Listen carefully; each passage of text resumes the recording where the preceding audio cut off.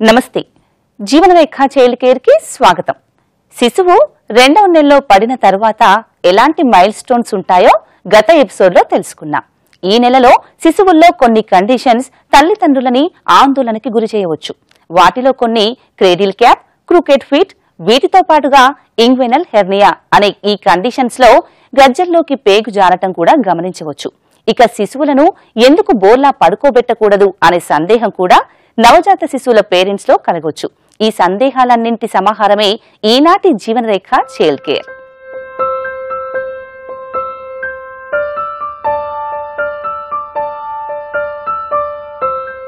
పసిపిల్లల తలలో మాడుపై చర్మం మీద తెల్లటి పొట్టుతో కూడిన చర్మం చాలా సాధారణమైన కండిషన్. అయినా కూడా ఇంత చిన్న పిల్లలకి చుండ్రు లాంటి ఈ పొట్టు, పెచ్చుల మాదిరి చర్మం ఏంటి అని తల్లిదండ్రులు కూడా కంగారు పడటం సహజమే. ఈ స్కిన్ కండిషన్ నే క్రేడిల్ క్యాప్ అంటారు. దీని గురించి, ఇలాంటి కండిషన్ లో ఉన్న శిశువుల్లో ఎలాంటి జాగ్రత్తలు తీసుకోవాలో ఇప్పుడు చూద్దాం. నవజాత శిశువుల్లో చర్మం అతి కోమలంగా ఉండాలి కదా, మరి చర్మ సంబంధ సమస్యలు పుట్టి పుట్టగానే ఎందువల్ల వస్తాయి అని తల్లిదండ్రులు ఆందోళన చెందడం సహజమే. అలాంటి స్కిన్ కండిషన్ క్రెడిల్ క్యాప్. ఈ సమస్య నవజాత శిశువుల్లో చాలా సాధారణమైంది. మాడుపై జిడ్డుగా ఉండే పొలుసుల మాదిరి చర్మం ఈ కండిషన్లో ముఖ్య లక్షణం. ఇతర శరీర భాగాలకి కూడా వ్యాపించే అవకాశం ఉంది. క్రెడిల్ క్యాప్ అనేది పసిపిల్లల్లో చూస్తూ ఉంటాం. ముఖ్యంగా సుమారు 4% పిల్లల్లో ఇది తలపైన అక్కడక్కడ స్కేల్స్ లాగా మరియు ఎర్రగా, తర్వాత కొంచెం తేమతో కూడిన పెచ్చలాగా స్కాల్ప్ పై చూస్తుంటాం. ఇది క్రమేణా పెరుగుతూ తలంతా కూడా పాకొచ్చు. అట్లాగే మిగతా బాడీ పైన స్కిన్ కూడా స్ప్రెడ్ అయ్యే ప్రమాదం ఉంది. బట్ దీని గురించి అంత భయపడాల్సిన అవసరం లేదు. చాలామంది పిల్లలకు వయసు పెరుగుతూ ఉంటే దానితో అదే తగ్గుతుంది. కొందరికి కొంచెం దురద ఉంటుంది, చాలామందికి దురద ఏమి ఉండదు. దీనికి పెద్ద ట్రీట్మెంట్ అంటూ కూడా ఏమీ లేదు. కాకపోతే ఆయిల్ కొంచెం అప్లై చేసి సాఫ్ట్ బ్రష్తో కూడా మన స్కేల్స్ని తీసేయచ్చు. క్రెడిల్ క్యాప్ సమస్య ఉన్న శిశువుల్లో కేవలం మినరల్ ఆయిల్ లేదా పెట్రోలియం జెల్లీ లాంటివి ఉపయోగించడం వల్ల ఆయా భాగాల్లో చర్మం కొంత ఉపశమనం పొందుతుంది. ఆ తర్వాత ఆ భాగాలను మెత్తటి బట్టతో శుభ్రం చేయాలి తప్ప మెడికేటెడ్ షాంపూలను లేత చర్మంపై ఉపయోగించకూడదు. మాడు భాగాన్ని శుభ్రం చేసేందుకై మైల్డ్ బేబీ షాంపూ ఉపయోగించవచ్చు. సమస్య మరీ తీవ్రంగా ఉంటే ముఖం, పిరుదులు, మెడ, చర్మానికి కూడా వ్యాపించే అవకాశం ఉంది. ఇటువంటి కండిషన్లో వైద్య సూచన మేరకు కొన్ని క్రీములు వాడాల్సి ఉంటుంది. మరి తీవ్రంగా ఉంటే, దురదగా బాగా ఉంటే ఈ లో పొటెన్సీ ఉన్న టాపికల్ స్టెరాయిడ్స్ ఒక 1 వీక్ అట్లా వాడితే బాగా రిలీఫ్ ఉంటుంది. ఇంకా మరి ఎక్కువగా అనిపిస్తే మీరు పిల్లల డాక్టర్ని కానీ తర్వాత స్కిన్ స్పెషలిస్ట్ని కానీ కన్సల్ట్ చేస్తే లో పొటెన్సీ స్టెరాయిడ్ క్రీమ్స్ లాంటివి, ఆ తర్వాత యాంటీ ఫంగల్ లాంటి క్రీమ్స్ వాళ్ళు ప్రిస్క్రైబ్ చేస్తారు. దాంతో బాగా ఉపశమనం ఉంటుంది. బట్ వయసు పెరుగుతూ ఉంటే ఇది దానంతా అదే తగ్గుతుంది కాబట్టి అంత కంగారు పడాల్సిన అవసరం లేదు.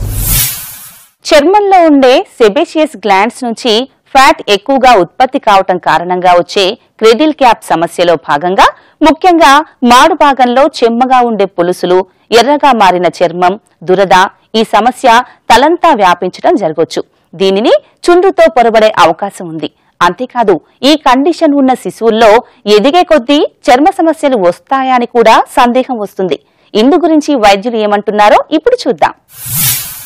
చుండ్రు మీరు చూస్తే తెల్లగా లేదా గ్రే కలర్డ్ చిన్న చిన్న ప్లేట్స్ లాగా కనిపిస్తుంటాయి వెంట్రుకల పైన, స్కాల్ప్ పైన. అది స్కిన్ ఎక్కువ ఇన్ డెప్త్ ఇన్వాల్వ్ అవ్వదు. అది ఈ రెండు వేరు వేరు ఎంటిటీస్. చాలా వరకు ఇవి వాటి ద్వారా తగ్గుతాయి. ఎక్కువ శాతం పసిపిల్లల్లో 4 నెలల లోపు పిల్లల్లో చూస్తూ ఉంటాం. క్రమేణా 2-3 సంవత్సరాల వయసు వచ్చేసరికి చాలా మందికి తగ్గుతుంటుంది.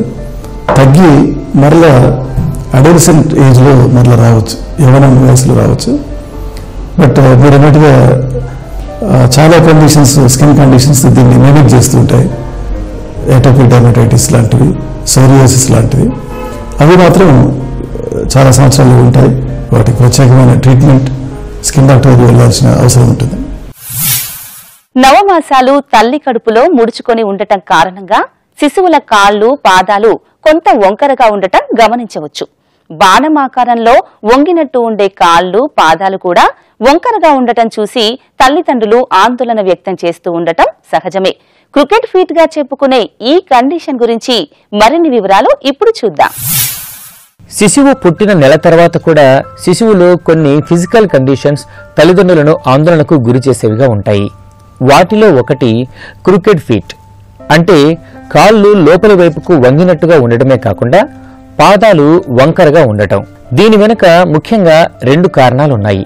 ఒకటి, నవజాత శిశువుల కాళ్లల్లో సహజంగానే ఉండే రొటేషనల్ కర్వ్ కారణంగా, మరొకటి వారు తల్లి గర్భంలో ముడుచుకొని అన్ని నెలల పాటు ఉండటం వల్ల వారి పాదాలు 1 లేదా 2 కూడా సరైన పొజిషన్లో పెట్టుకోలేకపోవడం వల్ల క్రికెట్ ఫీట్ రావచ్చు. ఇవి శిశువు పుట్టిన కొద్ది కాలానికి వాటంతట అవే సర్దుకునే కండిషన్స్. పాదాన్ని మీరు 3 భాగాలుగా విభజిస్తే ఈ ముందు భాగం అంటే ఈ టోస్, ఈ వేళ్ళు ఈ లోపలికి తిరిగి ఉంటాయి. వెనక ఉన్న పాదం చక్కగా ఉంటుంది, ముందు ఉన్న టోస్ కొంచెం లోపలికి తిరిగి ఉంటాయి. అది కూడా తల్లి గర్భంలో అట్లా ఉండటం వల్ల వచ్చిన పొజిషనల్ డిఫార్మిటీ. దాన్ని మీరు మీ అంతటి మీరు స్ట్రెచ్ చేస్తూ వాటిని సెటరేట్ చేయొచ్చు.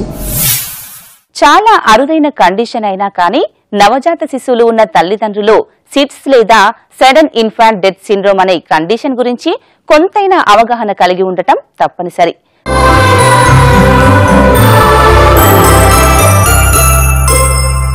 శిశువులు వారికి తెలిసిన విధంగా కమ్యూనికేట్ చేసి తమ అవసరాలను తీర్చుకోవటం చూస్తాం. ఏడ్చి ఆకలి వేస్తుందని చెప్పడం, ఆకలి తీరాక సంతృప్తిగా ఉండటం, చికాకుగా ఉంటే బాగా ఏడుస్తూ వ్యక్తపరచటం ఇలా. కానీ ఎలా పడుకుంటే మంచిదో వారంతట వారికి తెలియదు. బోర్లా పడుకోవడం సహజంగా శిశువులకి నచ్చే పొజిషన్ అని చెప్పొచ్చు. కానీ ఈ మధ్య రోజుల్లో రీసెర్చ్ శిశువులు బోర్లా పడుకోవడం శ్రేయస్కరం కాదని చెబుతోంది. ఎందుకో మీరే చూడండి. శిశువు బోర్లా పడుకుంటే మరింత కంఫర్టబుల్ గా ఫీల్ అవుతారని అనుకునేవాళ్ళం. వారు అలా పడుకోవడం వల్ల చాలా వెచ్చగా ఫీల్ అవుతారని కూడా బోర్లా వేసి పడుకోబెట్టడం మనందరం చూసిందే. కానీ వెల్లకిలా పడుకోబెట్టడమే శిశువుకి అన్ని విధాలా మంచిదని ఈ మధ్యకాలంలో పలు రీసెర్చెస్ లో తెలిసింది. సడన్ ఇన్ఫాంట్ డెత్ సిండ్రోమ్ లేదా SIDS అనే కండిషన్ శిశువులు బోర్లా పడుకోవడం వల్ల కావచ్చని నేడు పీడియాట్రిక్ వైద్యులు హెచ్చరిస్తున్నారు. బేబీని సడన్గా తల్లిదండ్రులు తీసుకొస్తారు. By the time baby hospital, baby is dead. Baby తల్లి అంటే బాగానే పాలు తాగుతుంది, సడన్గా ఇంటికి వచ్చే వరకు baby is no more, you know. So by the time they bring to the hospital the child is dead. That's called sudden infant death syndrome. ఇదేంటంటే one of the common things in a baby is choking. అంటే కొన్ని జాగ్రత్తలు తీసుకోకపోవటం మూలంగా, especially it is seen in less than 12 months of age and premature babies. And బేబీస్లో ఎప్పుడైతే swallowing, that sucking and swallowing reflex weak ఉంటుందో వీళ్ళల్లో ఈ కామన్గా అయ్యే అవకాశం ఉంటుంది. నవజాత శిశువులకి స్లీపింగ్ పొజిషన్ తల్లి ఫిక్స్ చేసే విధంగానే అలవాటు అవుతుంది. వారికి కంఫర్ట్ గా ఉంటుందని బోర్లా పడుకోబెట్టడం అలవాటు చేస్తే వారు అలానే పడుకునేందుకు ఇష్టపడతారు. మొదట్లో వెల్లకిలా పడుకోవటం బేబీకి కొంత ఇబ్బందికరంగా ఉన్నా కూడా వారిని వీపు మీదుగా వెల్లకిలా పడుకోబెట్టడమే శ్రేయస్కరం. పసిపిల్లలు, ముఖ్యంగా 6 నెలల లోపు పిల్లలు అకస్మాత్తుగా SIDS కండిషన్ కి గురి కావటం దురదృష్టకరం. మన దేశంతో పోలిస్తే పాశ్చాత్య దేశాల్లో SIDS కండిషన్ మరింత ఎక్కువగా కనిపిస్తోంది. మన దగ్గర సుమారుగా 1000 మంది పిల్లల్లో 6 మంది పిల్లలకు ఇటువంటి మరణాలు జరుగుతున్నాయి. అయితే దీంట్లో ఎందుకు ఇలా జరుగుతున్నాయనే దానికి కూడా చాలా స్టడీస్ జరిగాయి. అందులో తెలిసింది ఏంటంటే బేబీని బోర్లా పడుకోబెట్టడం వల్ల ఈ మరణాలు చాలా జరుగుతూ ఉన్నాయి. దీన్ని దృష్టిలో ఉంచుకొని 1994లో అమెరికాలో జాతీయ వ్యాప్తంగా ఒక ప్రజల్లో అవగాహన తీసుకొచ్చింది ఏంటంటే మీ పిల్లల్ని బోర్లో కాకుండా వీప్ పైన పడుకోబెట్టండి. దాన్ని ఎల్లెలికలు అంటారు. ఆ వీప్ పైన పడుకోబెట్టండి. దానితో ఈ 50% మరణాలని వాళ్ళు అరికట్టగలిగారు. అందుకే చాలామందికి ఈ విషయాన్ని దృష్టిలో ఉంచుకొని చాలామంది తల్లిదండ్రులు, అమ్మమ్మలు, నానమ్మలు ఇదివరలా కాకుండా బేబీని చాలామంది బోర్లో పడుకోబెట్టడమే శ్రేయస్కరమని భావించిన వాళ్ళు అది కరెక్ట్గా తేలింది. కాబట్టి మీరు తప్పకుండా వీపై పడుకోబెట్టండి, బ్యాక్ పొజిషన్లో పడుకోబెట్టండి. ఈవెన్ సైడ్కి కూడా పడుకోబెట్టకూడదు. బోర్లో పడుకోబెట్టడం రిస్కే, సైడ్కి పడుకోబెట్టడం కూడా రిస్కే. కాబట్టి ఎల్లగల పడుకోబెట్టండి. బోర్లా అలాగే పక్కకి పడుకోబెట్టడం మంచిది కాదు అని చూశాక ఎలాంటి జాగ్రత్తలు తీసుకోవడం ద్వారా శిశువుని సేఫ్గా పడుకోబెట్టవచ్చు అని మీరు అడగచ్చు. అవి శిశువుకి పాలు ఇచ్చేటప్పుడు శిశువు తల ఎత్తుగా పెట్టాలి. పడుకున్న పొజిషన్లో పాలు ఇవ్వటం మంచిది కాదు. పాలు ఇచ్చిన తర్వాత భుజం మీద వేసుకుని తేనుపు తెప్పించాలి. తేనుపు వచ్చినా సరే కనీసం 10 నుంచి 15 నిమిషాలు భుజం మీద వేసుకుంటే మంచిది.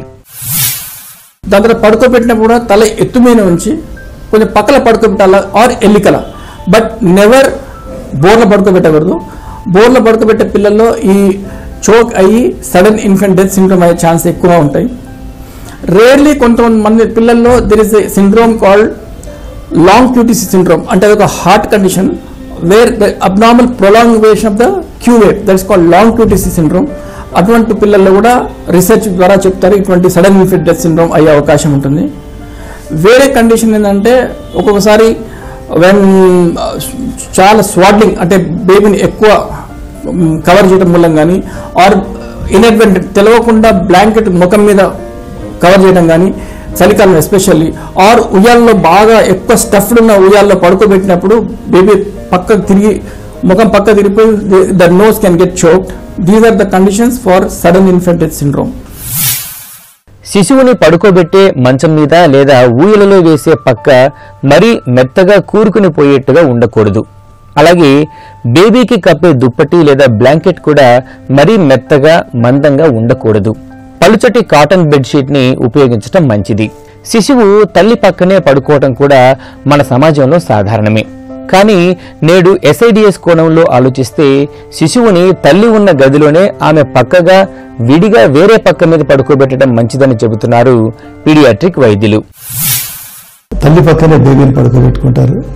ఒక విధంగా చాలా మంచిది ఇది.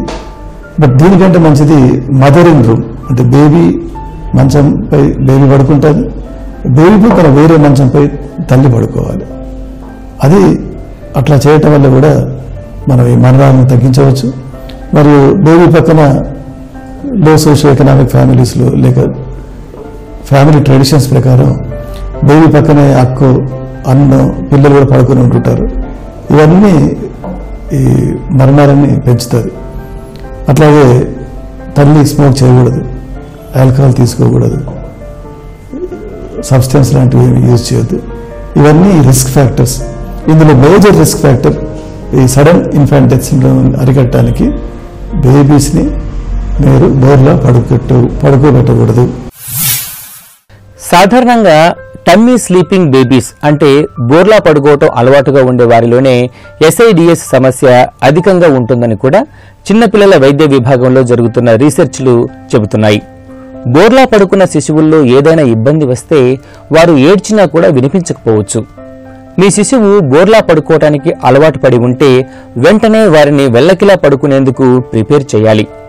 సాధారణంగా వెల్లకిలా పడుకోలేకపోవడం వెనుక ఎలాంటి మెడికల్ రీజన్స్ ఉండవు కాబట్టి మీ శిశువుని వెల్లకిలా పడుకోబెట్టేందుకు గట్టిగా ప్రయత్నించాలి. సాధారణంగా పెద్దవారిలో బాగా బరువులు ఎత్తటం వల్ల వచ్చే సమస్య హెర్నియా. అలాంటిది నవజాత శిశువుల్లో హెర్నియా ఎందువల్ల వస్తుంది అనే సందేహం మీకు వస్తుంది.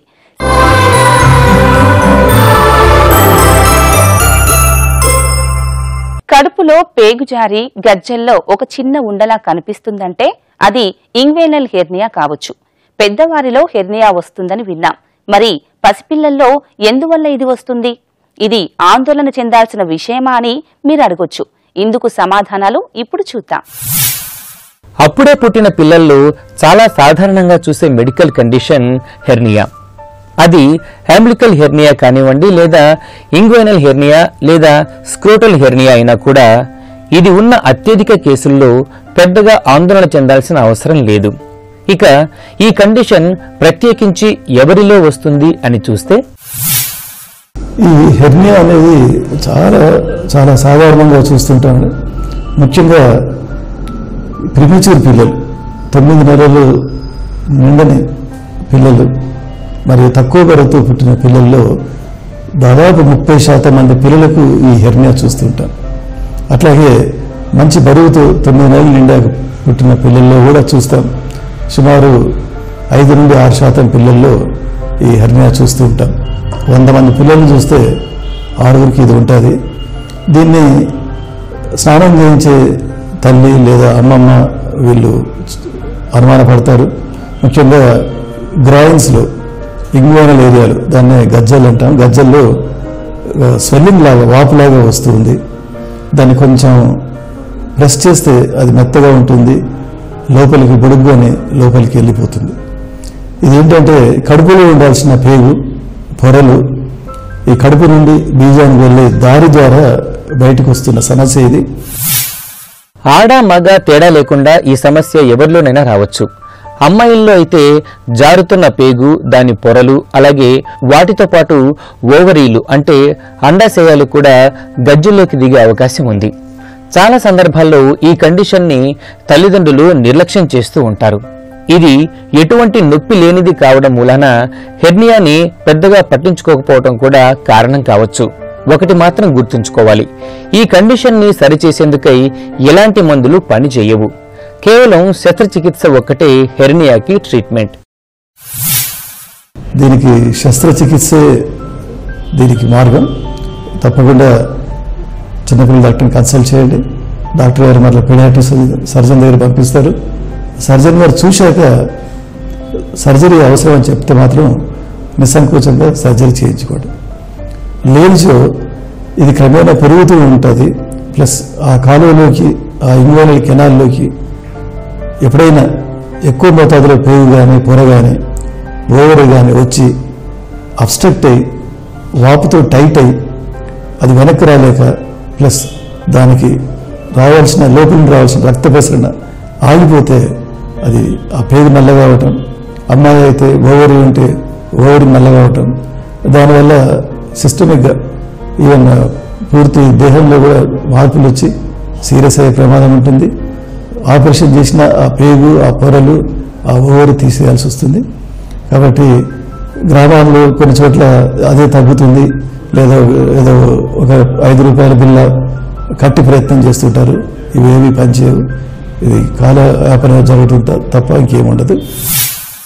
సాధారణంగా శిశువు బాగా ఏడ్చినప్పుడు ఇంగ్వైనల్ హెర్నియా ఉంది అని తెలుసుకోవచ్చు. శిశువు కామ్గా ఉంటే అది మళ్లీ చదునుగా అయిపోవచ్చు. ఒక్కోసారి పేగు జారి బీర్జపు తిత్తిలోకి రావచ్చు. దీన్ని స్క్రోటల్ హెర్నియా అంటారు. హెర్నియా ఏ రకమైనదైనా సరే చిన్నపాటి సర్జరీతో సరిచేయగల కండిషన్ ఇది. ఒక్కోసారి అరుదుగా ఇంగ్వైనల్ హెర్నియా కండిషన్ సర్జరీ చేసిన తర్వాత కూడా అదే వైపు కాకుండా ఆపోజిట్ వైపు తిరిగి పెట్టొచ్చు. అందుకే ఎలాంటి సందేహం ఉన్నా కూడా వెంటనే పీడియాట్రిక్ వైద్య సహాయం తీసుకోవడం మంచిది. నవజాత శిశువుల్లో వచ్చే cradle cap, crooked feet, seats, inguinal hernia conditions గురించి ఈనాటి జీవనరేఖ చైల్డ్ కేర్ లో మీరు చూసిన అంశాలను మరోసారి క్లుప్తంగా తెలుసుకుందాం. ఈనాటి జీవనరేఖ చైల్డ్ కేర్ లో చూసిన అంశాలను ఒకసారి గుర్తు చేసుకుందాం. శిశువు 2వ నెలలో ప్రవేశించాక కొందరిలో కనిపించే కొన్ని medical conditions cradle cap, crooked feet. తలభాగంలో మాడు మీద ఉన్న చర్మ పొలుసుల మాదిరిగా ఎర్రగా పొట్టు రాలుతున్నట్టుగా ఉండే క్రెడిల్ క్యాప్ కండిషన్ నవజాత శిశువుల్లో చాలా సాధారణం. కేవలం కొబ్బరి నూనె లేదా పెట్రోలియం జెల్లీని ఆయా భాగాల్లో రాసి ఆ తర్వాత మైల్డ్ బేబీ షాంపూతో తలస్నానం చేయించడం ద్వారా ఉపశమనం పొందవచ్చు. ఒకవేళ సమస్య శరీరంలో ఇతర భాగాలకు వ్యాపించినట్టయితే వైద్య సహాయం తీసుకోవాల్సి ఉంటుంది. క్రూకెడ్ ఫీట్ అనే కండిషన్ కూడా నవజాత శిశువుల్లో సాధారణంగా చూసేది. తల్లి గర్భంలో కాళ్లు ముడుచుకొని ఉండటం ద్వారా ఈ కండిషన్ వస్తుంది. శిశువు కాళ్లు చేతులు ఆడిస్తూ పెరిగే కొద్దీ వాటంతట అవే సర్దుకుంటాయి. ఇక SIDS అంటే సడన్ ఇన్ఫాంట్ డెత్ సిండ్రోమ్ జరగకుండా ఉండాలంటే శిశువుని బోర్లా లేదా పక్కలకి పడుకోబెట్టకూడదు. అంతేకాదు పడుకునే ప్రదేశం, కప్పే దుప్పటి కూడా మరీ మందంగా మెత్తగా ఉండకుండా జాగ్రత్త పడాలి. శిశువుని తల్లి ఉన్న గదిలోనే విడిగా పడుకోబెట్టాలి. పాలు ఇచ్చేటప్పుడు తలభాగం ఎత్తుకు పెట్టడం కూడా ముఖ్యం. గజ్జల్లో పేగు జారే ఇంగ్వైనల్ హెర్నియా కూడా శిశువుల్లో సాధారణమే. శిశువు కండిషన్ ఆధారంగా వారికి చిన్నపాటి సర్జరీతో ఈ కండిషన్ ని సరిచేయవచ్చు.